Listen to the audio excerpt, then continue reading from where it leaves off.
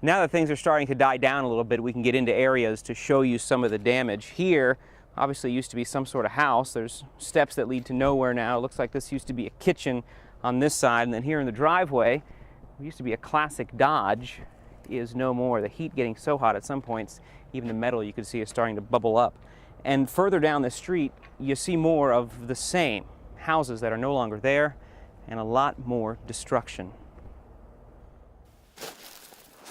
The destruction to wildlife is pretty obvious. There's some good to it and some bad. The good being, of course, that this is burned, so there's no concern of it burning again. The bad is that we're losing so much of this nature. But what's interesting, too, is how soft the ground is. You can see how easy it is to kick up some of this ash.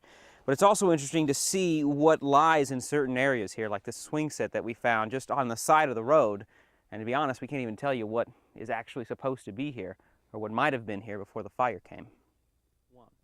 And then there were some places that were spared. Places like the Rancho Ibarra Christian Camp, which is where we are. Rocky Peterson runs a place. Why do you think this was spared when everything else around you burned? Basically because I stayed. The wind was coming out like a tornado coming down here, throwing flames down here on us, and Lord bless me, stayed, put out fires all around each building, and had water hoses all set up, and the Lord blessed me. So while some folks are losing faith after they've lost their place, you've gained some. Of course, yes. Praise the Lord.